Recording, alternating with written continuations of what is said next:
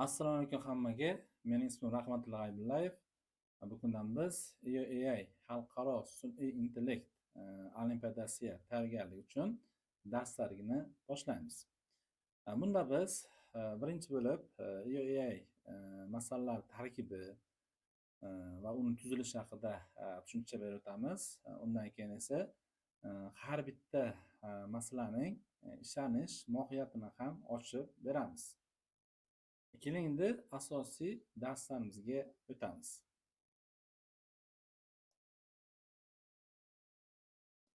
Bugungi mavzumizning nomi bu EOAI masalalarining tuzilishi va uning yechilish yo'llarini ko'rib o'tamiz. Keling endi avvalambor EOAI nima ekanligini, qanaqa olimpiada ekanligini qisqacha tushuntirishdan. EOAI bu International Olympiad in Artificial Intelligence, ya'ni sun'iy intellekt bo'yicha olimpiada hisoblanadi. Biz maqsadimiz esa algoritm va ML masalalarini yechishdan iborat. Ushbu taqdimotimizda esa masalalar tuzilishi, yechish jarayoni va e'tibor berish kerak bo'lgan jihatlarni ko'rib o'tamiz. Demak, masala turlari va tuzilishi. Demak, EOAI da qanaqa masala turlari keladi?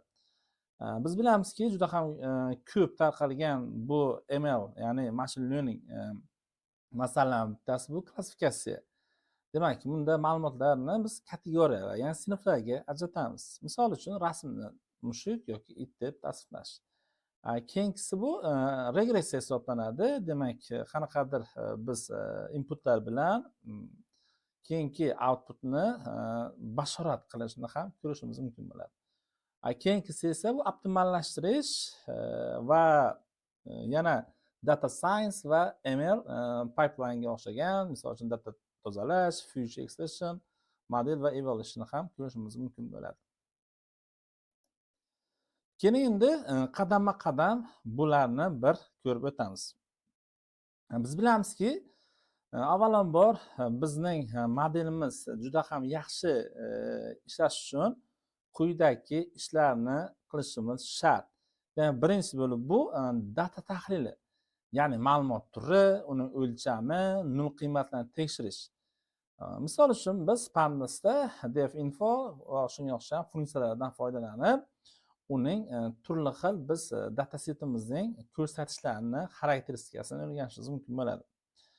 Va bu ham juda ham muhim hisoblanadi, chunki bizda qanchalik toza, sifatli dataset bo'ladigan bo'lsa, bizning modelimizning unumdorligi ham juda ham yaxshi bo'ladi. Demak, keyingisidan ko'radigan bo'lsak, keyingisida bu modelni tanlash. Demak, birinchisi bu datani tahlil qilib olsak, keyingisi bu modelni tanlab olishimiz kerak. Misol uchun, kichkina dataset bo'lganda qaysi algoritmni tanlash kerak? Katta dataset bo'lganda qaysi modelni tanlashimiz kerak? Yo bo'lmasa, futurelarga qaradigan bo'lsak, 5 ta input, 10 ta input yoki 2 ta input bilan qanday qaysi biz algoritmni tanlasak, o'sha bizga yuqori unumdorlikni beradi. Bu ham juda ham muhim hisoblanadi. Keyingisi esa bu training va validation. Bu yerda ham juda ham yana bitta narsa borki, giperparametrlarni tanlash. Misol uchun biz qanchalik uning parametri, misol uchun biz agar daraxtlar algoritmi oladigan bo'lsak, 100 ta daraxt qo'yishimiz mumkin yoki epochlarda farq etishi mumkin va hokazo. Shunga o'xshab biz uning giper parametrlarini sozlab olishimiz shart bo'ladi. Va keyingisi asosiy yana bitta kategoriya hisoblanadi, bu baholash va scoring. Bunda biz quyidagicha parametrlarni bilamiz. Misol uchun classification, accuracy, F1 score. Regression esa RMS yoki absolute xatolik hisoblanadi. Bu xatoliklar yordamida biz modelimiz qanchalik yaxshi ishlayotganligini ko'rishimiz mumkin bo'ladi. Xo'p, demak, minimal ishlaydigan model bu nima? Bu xalqaro sun'iy intellekt olimpiadasida kod 0 dan yozsangiz ham bo'ladi yoki bizga bergan minimal ishlayotgan modeldan ham foydalanishingiz mumkin bo'ladi. Unda biz tayyor biz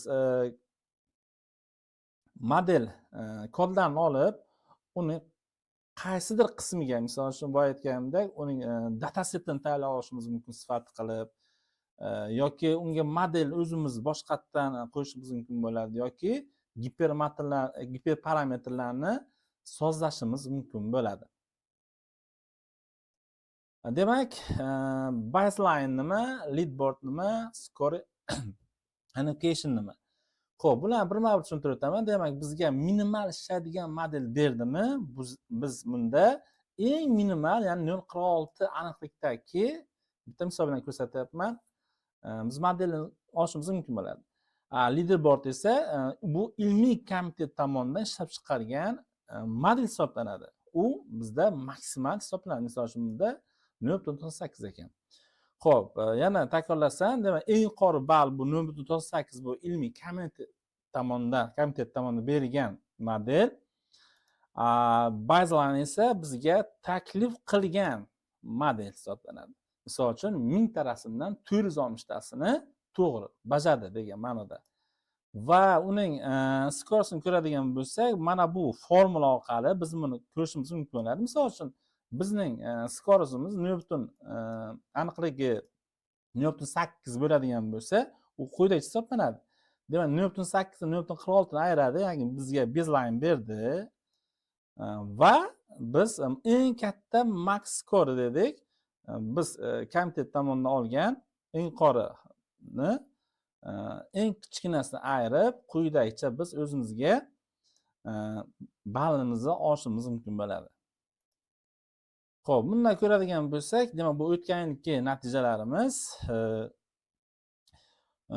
Ko'radigan bo'lsam, mana bu 0 turibdi. Bu 0 qayerdan chiqdi?